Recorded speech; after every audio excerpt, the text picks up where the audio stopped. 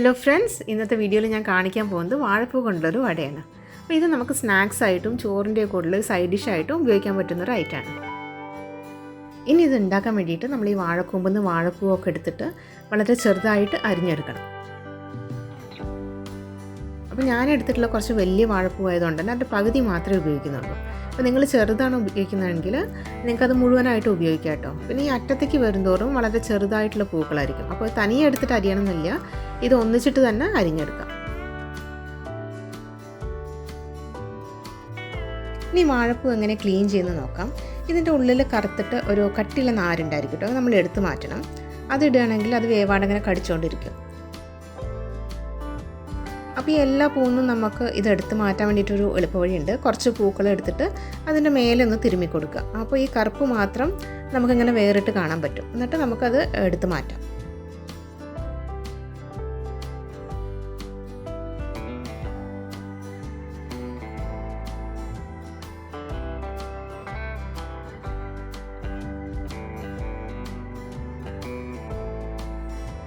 ഇനി ഇത് അരിയുന്നതിൻ്റെ മുന്നേ തന്നെ നമ്മൾ കുറച്ച് വെള്ളം എടുത്തിട്ട് അതിൽ കുറച്ച് ഉപ്പിട്ട് വയ്ക്കുക കേട്ടോ. എന്നിട്ട് ഈ അരിഞ്ഞത് ഉടനെ തന്നെ ഇതിലിടണം, ഇല്ലെങ്കിൽ അത് ഭയങ്കരമായിട്ട് കറുത്ത് പോകും. അപ്പോൾ അത് ഒഴിവാക്കാൻ വേണ്ടിയിട്ടാണ് നമ്മളിങ്ങനെ ചെയ്യുന്നത്.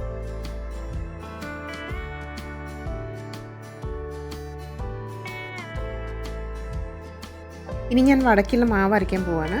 അപ്പോൾ അതിന് വേണ്ടിയിട്ട് 1 കപ്പ് കടലപ്പരിപ്പും 5 വറ്റൽമുളകും കൂടി ചേർത്തിട്ട് ആദ്യം തന്നെ ഒരു 3 മണിക്കൂറോളം അത് കുതിർത്തി വെച്ചിട്ടുണ്ടായിരുന്നു. പിന്നെ അത് തീരെ വെള്ളമില്ലാണ്ട് എടുത്തിട്ട് അതിൻ്റെ കൂടെ 1/2 ടീസ്പൂൺ ജീരകവും 1/2 ടീസ്പൂൺ പെരിഞ്ജീരകവും കൂടെ ചേർത്തിട്ടാണ് ഇപ്പോൾ അരയ്ക്കാൻ പോകുന്നത്. നമ്മൾ പരിപ്പ് വടക്കൊക്കെ അരയ്ക്കുന്ന അതേ കൺസിസ്റ്റൻസിയിൽ വേണം കേട്ടോ അരയ്ക്കാൻ.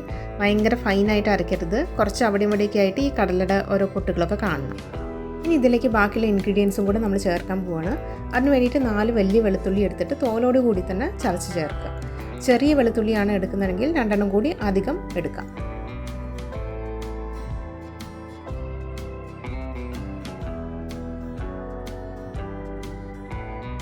ഇനി വേണ്ടത് 5 ചെറിയ ഉള്ളി, 2 പച്ചമുളക്, 4 തണ്ട് കരിയേപ്പിൻ്റെ ഇല, 1 പിടി മല്ലിയില, കുറച്ച് ഇഞ്ചി, 1 ടീസ്പൂണോളം ഇഞ്ചി. ഇതെല്ലാം കൂടെ വളരെ ഫൈനായിട്ട് അരിഞ്ഞെടുക്കുക.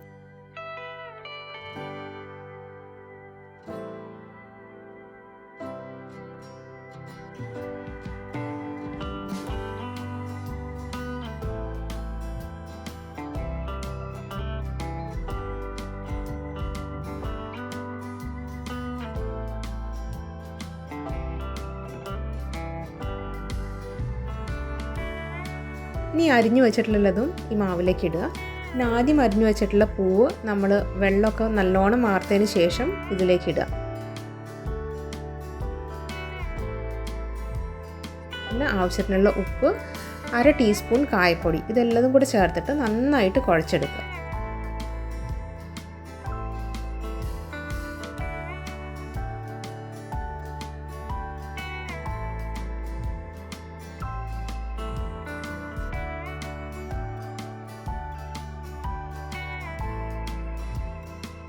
ഇനി വട ഉണ്ടാക്കാൻ വേണ്ടിയിട്ട് ഞാൻ ഈ മാവ് ഒരു നാരങ്ങ വലുപ്പത്തിലുള്ള ഉണ്ടകളായിട്ട് ഉരുട്ടി വെക്കുന്നുണ്ട് കേട്ടോ. ഇത് വേറെ ഒന്നുമല്ല, നമുക്ക് എണ്ണ ചൂടായി കഴിഞ്ഞിട്ടുണ്ടെങ്കിൽ ഇത് പെട്ടെന്ന് തന്നെ നമുക്കൊന്ന് ജസ്റ്റ് ഒന്ന് അമർത്തിയിട്ട് ഇട്ട് കൊടുത്താൽ മതി. അപ്പോൾ എല്ലാ വടയും ഒരേ മൂപ്പിൽ തന്നെ കിട്ടാൻ വേണ്ടിയിട്ടാണ് കേട്ടോ ഇത് ചെയ്യുന്നത്. ഇപ്പോൾ എണ്ണ നന്നായിട്ട് ചൂടായിട്ടുണ്ട്. ഇനി നമ്മൾ ഈ ഉരുട്ടി വെച്ചിട്ടുള്ള ഉണ്ടകളൊക്കെ ജസ്റ്റ് ഒന്ന് പരത്തിയിട്ട് എണ്ണയ്ക്ക് ഇട്ട് കൊടുക്കുക. ഏകദേശം ഒരു 6-7 മിനിറ്റോളം 2 ഭാഗവും ഒരു മീഡിയം ഫ്ലെയിമിൽ വെച്ചിട്ട് നന്നായിട്ട് മുരിച്ചെടുക്കുക. ഒരു ബ്രൗൺ കളറായിട്ട് മാറണം കേട്ടോ.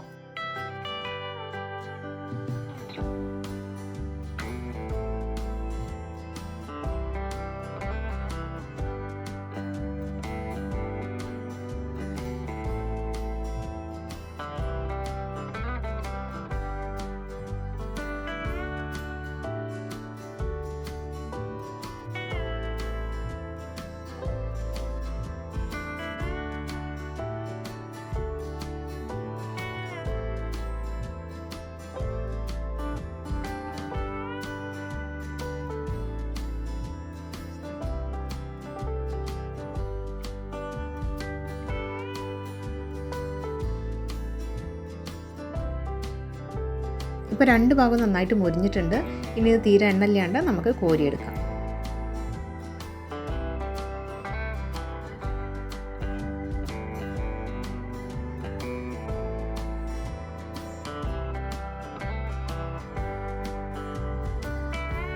അപ്പോൾ ഇത് വളരെ ടേസ്റ്റി ആയിട്ടുള്ള ഒരു വടയാണ്. നിങ്ങളും ട്രൈ ചെയ്ത് നോക്കുക.